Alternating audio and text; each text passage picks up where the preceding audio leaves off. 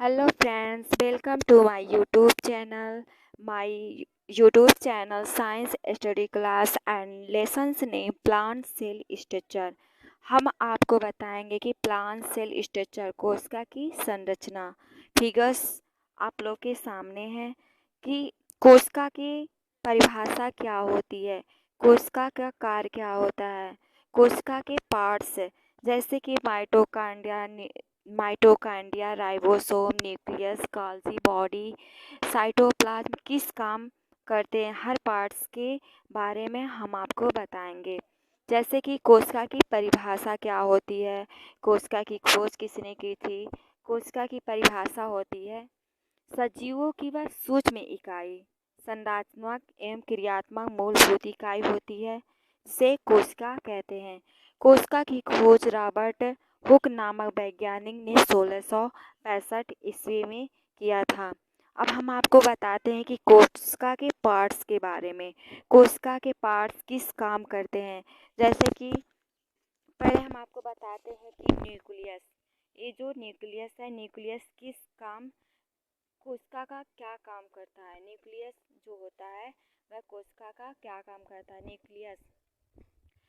Nucleus की खोज सबसे पहले रॉबर्ट ब्राउन नामक वैज्ञानिक ने किया था। न्यूक्लियस की खोज सबसे पहले रॉबर्ट ब्राउन नामक वैज्ञानिक ने 1831 में किया था।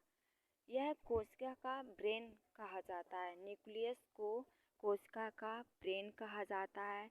इसमें डीएनए तथा जेनेटिक मटेरियल भी होते हैं। भी होती हैं। अब बात आती है कि राइबोसोम। ये देखिए राइबोसोम, राइबोसोम जो होता है, यह राइबोसोम जो होता है कोशिका में क्या काम करता है। राइबोसोम, इसमें राइबोसोम में राइबोन्यूक्लिक एसिड पाया जाता है, जिसमें प्रोटीन संश्लेषण करता है। इसे प्रोटीन की फैक्ट्री भी कहा जाता है। और ये देखिए माइटोकांड्रिया। माइटोकांड्रिया का क्या काम होता है कोशिका में। माइटोकांड्रिया की खोज अल्ट नामक वैज्ञानिक ने किया था। माइटोकांड्रिया को कोशिका का यह ऊर्जा प्रदान करता है। इसको पावर हाउस भी कहते हैं। कोशिका को पावर हाउस कहते हैं। गोल्जी बॉडी का क्या काम होता है कोशिका में। गोल्जी बॉडी का काम होता है यह लाइसोसोम प्रदान करता है। साइटोप्लास्ट, अब देखिए साइटोप्लास्ट का क्या काम होता है। साइटोप्लास्ट जो होता है, यह इसकी खोज सिम्पल नामक वैज्ञानिक ने किया था। साइटोप्लाज्मा की खोज सिम्पल नामक वैज्ञानिक ने किया था। यह कोशिका को हरा रंग प्रदान करता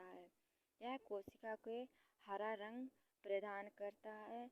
और कोशिका को, अब बात आती है कि कोशिका की साइटोप्लाज्म, ये जो छोटे छोटे छिद्र देख रहे हैं, इसको साइटोप्लाज्म कहते हैं।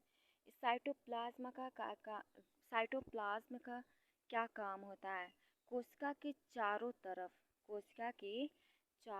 तरफ केंद्रक के चारों तरफ घेरे रहते हैं। यह केंद्रक के चारों तरफ